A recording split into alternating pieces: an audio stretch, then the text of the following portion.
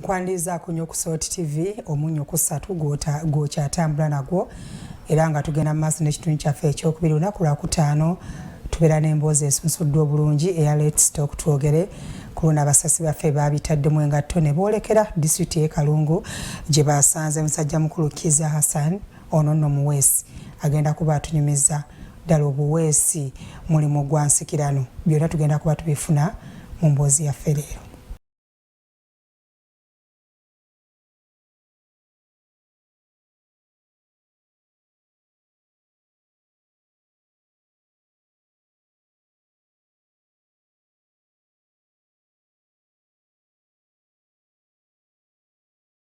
Bwe mulimu ogukyasinze okubanga guwangadde emyaka n'ebisiibo abamanyi ebyafaayo ne mu Bayibuli gwawandiikibwako mu bitabo ebitukuvu nga Qur'ani n'ebiringa ebyo.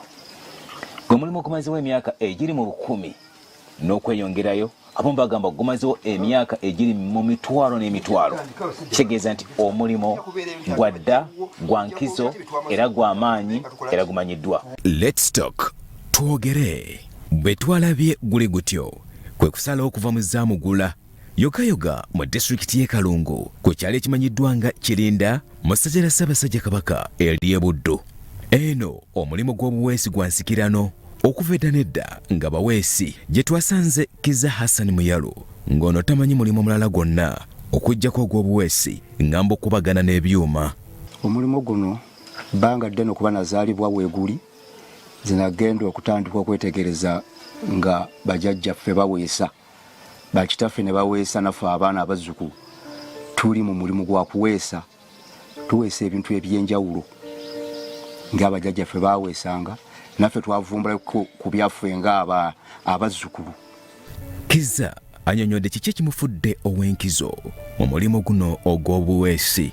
Tuteekamu amagezi amazaale n'obwongo obw'ekika ekya waggulu weewaawo nga tukwatagana ffenna ng'abaweesi ne tuvumbula akantu kano okola mashini eyo ekasuka omuliro wali ng'empewo ziyita wano ne zigenda wali ekyuma ekyo ne kijja mu budde ate kino kitasobola kukola kitwala kitasobola kugirawo.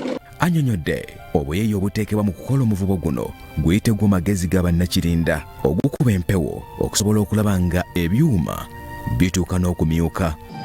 Naddala mu maanyi ag'obwongo atulaba yandyagadde okumanya bweyiya ki obuli wano ennyo bwe mwakozesa obukuba wali empewo okusobola okulaba nga efuuwa. Obuyiiya obuli awo akama kano okalaba kano housing eno kati munda muli tulinamu ebiwujjo twabisibira ku kantu kano ne bookerako welding.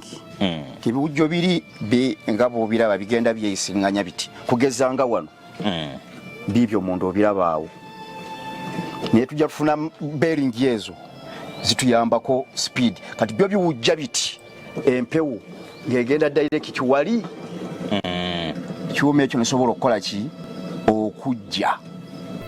Akatale nako embeera yaako mu mulimu guno alambise bw'ati.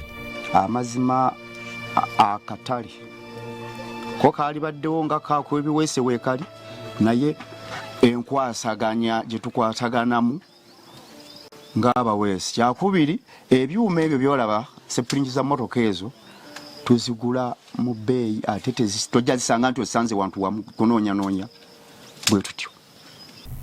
Omulimu guno agamba nti gwetaaga obuyeeya anti laba ekibadde ekyuma wekifuuse nate ekintu eky'omugaso.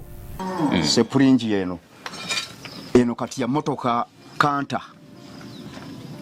Sepulingi eno ya kanta kati eno sepulingi mumufuula mujja ekintu bwe kiti mwe tujja kino kituyita ekikumbi. Oluusi n'embazzi eno kati eno fuso. Agamba nti akuba bulati ng'omusaza alina nyalimbo naddala mulimu guno ogw'obuweesi anti tasula njala. Tuteekamu capital sente naye ate kitunaba titebiddeeta bulungi sente naye nga gw'omulimu tugwenyumirizaamu tegutusuza njala. Mulimu gwa mutwe gwaffe gw'omanya kintu kino nkiguze nkiyitako ntya nkikola ntya ate nange nkifunemu naye nga tuba tufunye obuyambi omuntu okutwongeramu kyetwetaagira ddala kikola. Yadde nga basobola okunoonya akatale, agamba nti obumu bukyaganye mu mulimu guno. Twali badde twetaaga okwegatta awamu tubeera n'obwegassi nga ffe tukoze ekibiina ekyabaweesi nga tuli wamu, nga n'omuntu anajja okutuwa obuyambi awamu abantu abali ewamu nga tufulumya ebintu byaffe nga bikola ki bitambulira wamu. Wabuuziddwa olunaku bw'akolamu ebintu bye, Kizza azzeemu bw'ati. Olunaku kati nze nfulumya ebyuma bino 10, mbifulumya 10 mu ssaawa y'okwera ssaawa 7. Nze ebyuma bino mba mbimaze ng'ate olwo ne ŋŋenda ku mirimu gyange emiranga mu nnimiro. Atulaze ebimu ku ebyo ebiteekebwamu obwongo ngamba mu mulimu guno ogw'okuweesa. Tufulumya kale oba wakedde ku makya kati nga tugamba nti amafumu efumu lyali badde lifulumira ku ssaawa eddakiika essaawa ng'emu, kuba effumu lino olikuba nomala okulitereeza bulungi ate waliwo omuwunda. Katongole Joseph, lwaki okuweesa okukola? Mulimu guno ekyagunsibamu bazeeyi bange bakuze ate baali bagukola, ate ne jjajjange yali ayagala omulimu gubeerewo. Kategeeza nti bwe nziruka ne ŋŋenda nange mu kibuga ogugwe mba ngufiisizza. Twasabye muzzukulu wa Katongole ono Katongole atuweesezeemu era naye kye yakoze nga ono yakoze enkumbi ngamba kino ekisugula ebikolokolo eby'ebitooke.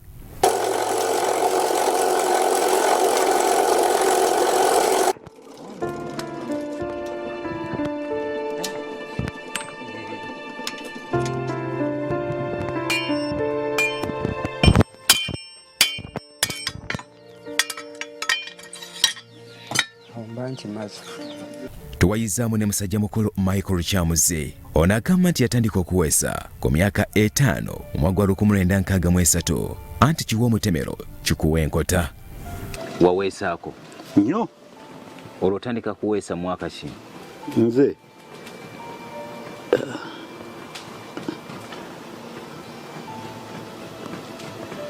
nja kuba 63.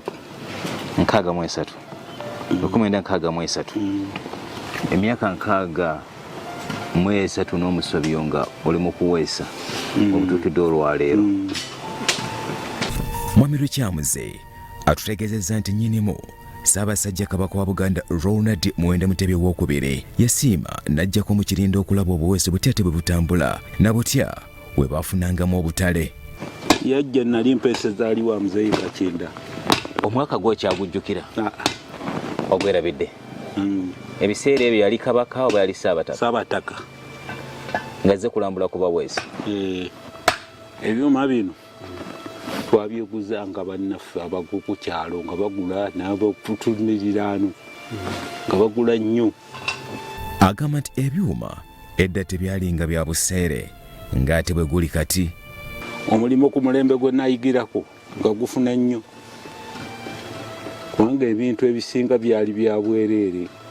Ebyuma nga bantu babitegeera mugaso gwabyo, babitegeera mulimu gwabyo.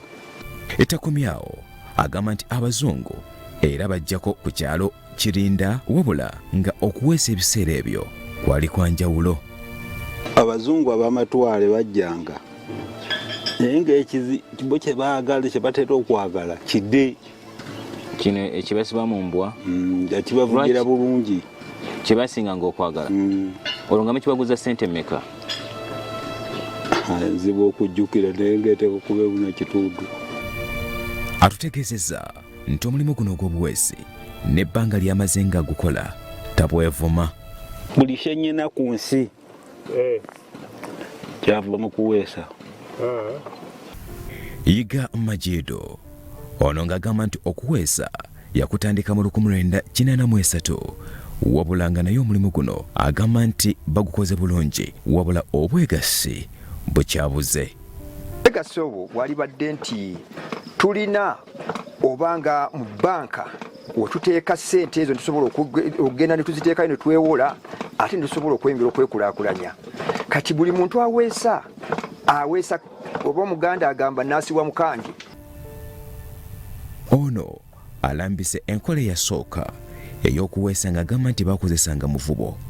Guno omuvubo gwa kisanja kyakubiri nga guyiyizibwa tugenda tukyusa mu nkola.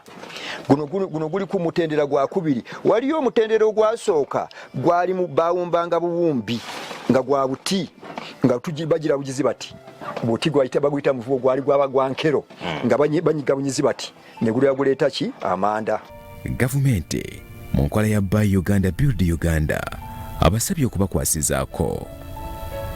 Abasoleti media nga bwe muvuddeyo mwe ne mulaba nti Kalongo waliyo abaweesi ate obuweesi bw'abaweesi buno baweesa bwa bujjajja ne mugamba tugende tutuukeyo tulaba abantu abo mwe kyemukoze kintu kirungi nnyo singa ne gavumenti naye evaayo nayo nejja nemanya ebizibu byaffe ne tubinyonnyola nga mwe tubannyonnyodde.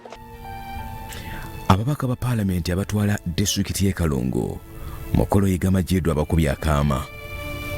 Omubaka waffe Joseph Sewungu ne Aisha Sekindi MP ow'abakyala abo nabona tibatukozeemu mulimo okulaba nti abavubuka ffe tugezezaako kubakumaakuma abamu tube tuyina tukola nabo basobodde okubanga tibasobola kugenda kukola bikyamu naye aba gavumenti ngaokugunira aba LC5 nabo tibazijeko wano kutuyamba LC3 LC2 bonna omulimu bayituyitako buyisi balabanga bitakola bitalivaamu naye nga tebiyamba ki abantu b'eggwanga.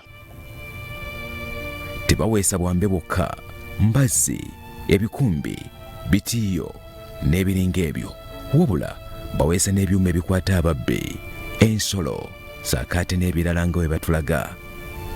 Kati ensolo eno weebezze ejja etambula temanyi oba muntu yazze nga gwateze abba matooke go alulinnya kantu kano nekakka wansi akabaati ako awo nekikola ki awo nekikwata olwo baba akoze eki awedde akati olabye kati olwo kiba kimukutte.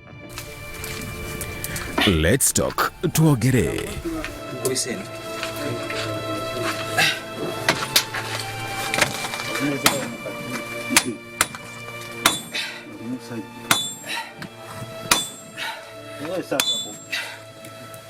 Newamala Joshua Semaganda Farouk Sessaz muzzukulu wa Katongole. Salt TV Omunyo.